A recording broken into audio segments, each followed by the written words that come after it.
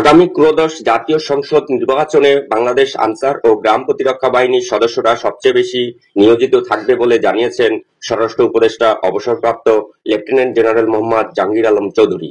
উপদেষ্টা মঙ্গলবার সকালে রাজধানীর খিলগাঁওয়ে বাংলাদেশ আনসার ও গ্রাম প্রতিরক্ষা বাহিনীর সদর দপ্তরে আনসার ওয়েলফেয়ার ট্রাস্টের ট্রান্সপোর্ট সার্ভিসের উদ্বোধনী অনুষ্ঠানে প্রধান অতিথির বক্তব্যে একথা বলেন।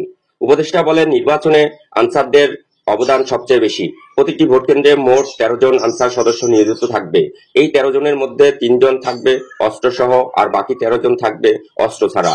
অস্ত্রবিহীন 10 জনের মধ্যে 6 জন থাকবে পুরুষ আর 4 জন থাকবে মহিলা। তাছাড়া এবারই প্রথম প্রিজাইডিং অফিসারের সঙ্গে অস্ত্রসহ একজন আনসার সদস্য মোতায়েন থাকবে। তিনি বলেন, নির্বাচনে মোট 9 দিন আনসার সদস্যরা নিয়োজিত থাকবে। আগামী নির্বাচনে সবচেয়ে গুরুত্বপূর্ণ ভূমিকা পালন করবে আনসার সদস্যরা।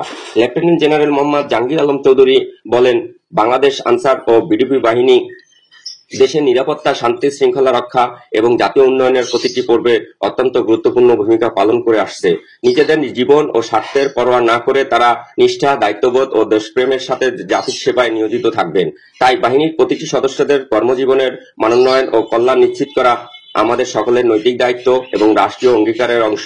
এরই অংশ হিসেবে বাংলাদেশ আনসার ওয়েলফেয়ার ট্রাস্টের নিজস্ব অর্থায়নে মোট 31টি যানবাহন কেনা হয়েছে, যার মধ্যে রয়েছে 9টি ট্রুপস ক্যারিয়ার, 14টি কাভার্ড ভ্যান, 42 আসন বিশিষ্ট 4টি বড় বাস, 24 আসন বিশিষ্ট 2টি মিনি বাস এবং 2টি অ্যাম্বুলেন্স। স্বরাষ্ট্র উপদেষ্টা বলেন, দেশের সর্ববৃহৎ এ বাহিনীর সদস্যদের ছুটি, বিনোদন ভ্রমণ এবং অন্যান্য বিভিন্ন প্রয়োজনে প্রায় নানা ধরনের যাতায়াতজনিত সমস্যার সম্মুখীন হতে হয়। তাদের এই ভোগান্তি লাঘব ও সুবিধা বৃদ্ধির লক্ষ্যেই আজকের এই ট্রান্সপোর্ট সার্ভিস চালু করা হয়েছে। অনুষ্ঠানে বাংলাদেশ আনসার ও গ্রাম প্রতিরক্ষা বাহিনীর মহাপরিচালক মেজর জেনারেল আব্দুল মোতালেব সাজ্জাদ মাহমুদ এ বাহিনীর ঊর্ধ্বতন কর্মকর্তারা উপস্থিত ছিলেন।